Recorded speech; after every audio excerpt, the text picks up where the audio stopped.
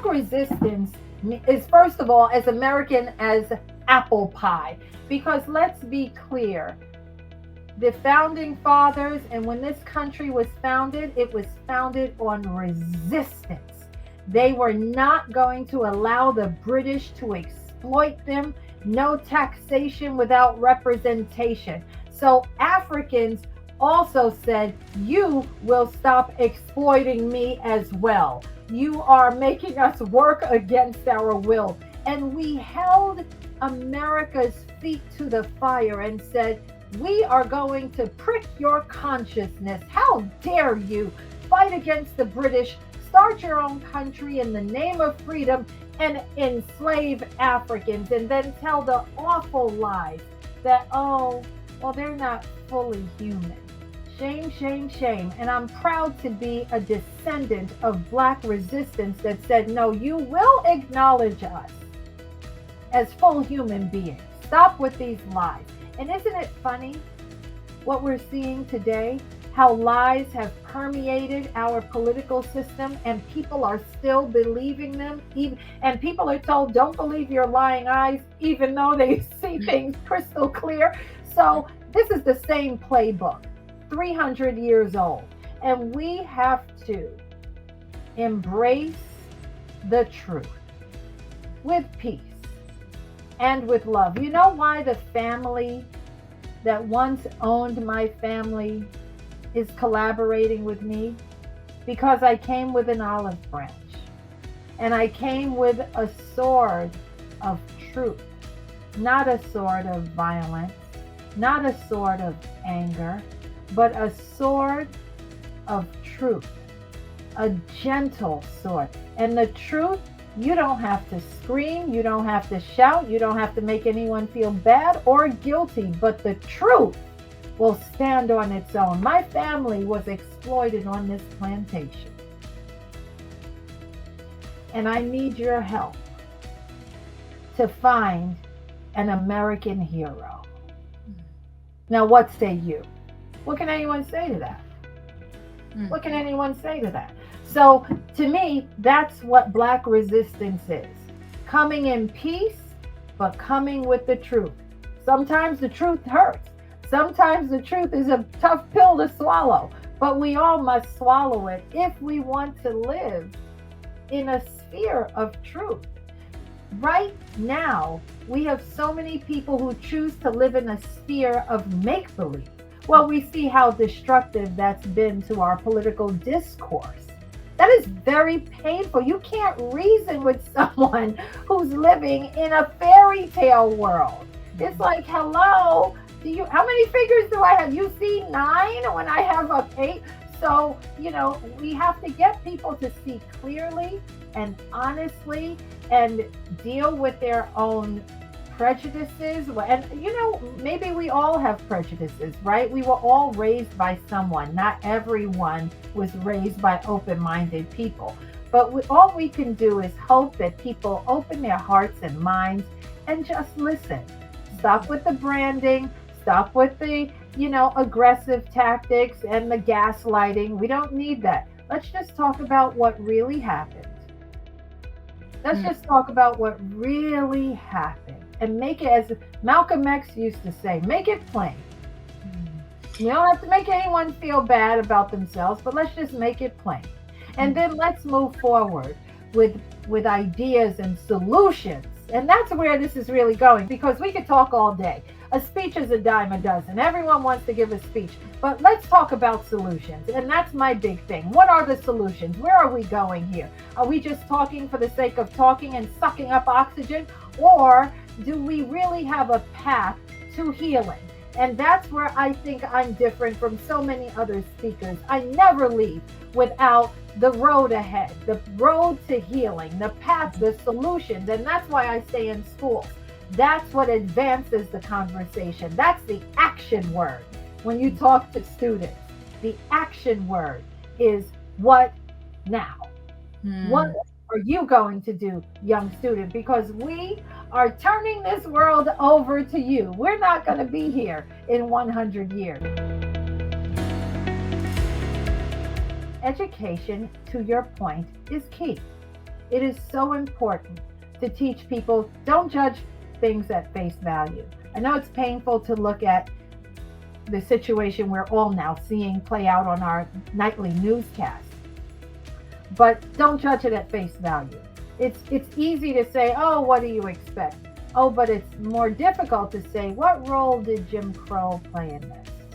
What role did slavery play in this? What role did redlining people and telling people you can only live here and we are all going to conspire to make sure you never progress? What role did all of that play? It's a fair question. There are consequences to all of those horrible policies that deliberately, government-sanctioned policies that deliberately shut Africans out of economic improvement, development, their American dream. They were physically stopped, my family included. So I am very concerned with teaching the whole story, which is why when I go into schools and I'm invited into schools with open arms, I don't sugarcoat what's happened. I'm not blaming any particular race of people, but I am saying, here's what happened. And it is up to you, the new generation, to fix this. We are leaving you a broken system through and through. And we need you, children, to grow up and have eyes wide open and be free of prejudice and have courage to say, we are the generation that will fix this. If we keep kicking the can down the road, we're going to keep getting what we've always gotten. And that is continued poverty, continued pain, continued trauma. Healing has to come. Mm-hmm. Healing, Ingrid. And that's one of your big things. Mm-hmm. It has to come. Mm-hmm. So that's my journey. It's a journey of healing. It's a journey of reconciliation. It's a journey of open dialogue. And when I speak to companies, I love creating open dialogue without judgment, without name calling, without calling anyone or even, making anyone feel comfortable. Let's just talk. It never fails. The story of finding my Civil War grandfather, who was buried in an unmarked grave, has universal appeal. This is not a Black story. This is an American story. And the fact that I was chosen for this mission to find my grandfather and honor his service is very emotional for me. And it resonates with all Americans because truly, no matter what the background, we all have unfinished business in our families. We all have family members who disappeared without a trace. And when you reconnect, it's empowering, not just for you personally, but as I've learned as a journalist, someone who's worked in the same network, at the same network for 30 years, it's empowering for your career. It's empowering for your family. It has a ripple effect. So it's been my honor to be on this journey, and I'm so glad you were able to join us with Oprah's team and 60 Minutes from CBS. They're both documenting the journey, the sacred journey to find Private Sandy Wills. I'll just say this, and then I know you have a bunch of questions. I'm so glad, Ingrid, that I kept my maiden name, Cheryl Wills. When I got married in 1994, I remember something said to me loud as a bell, don't ever change your last name. And I didn't know why that came to me, and it was almost audible. I mean, it was just, okay, you can get married, you can have the whole wedding and the white gown and all the fanfare. Do not change your surname, especially when you're on the air. And I was just like, okay, and my husband, he's John Singleton. But when I found decades later that Sandy Wills was purchased by a slave trader named Emmy Wills. And here I am, many generations later, still carrying that name that traveled from Tennessee to New York City. I heard it right. I heard it with my inner ear. I'm so glad that I still carry the name as proof of the crime that happened against my family. And this crime needs to be settled.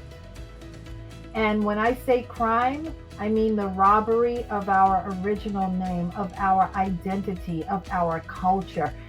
I am determined to bring that back, to reclaim it. And it's just been an honor of a lifetime.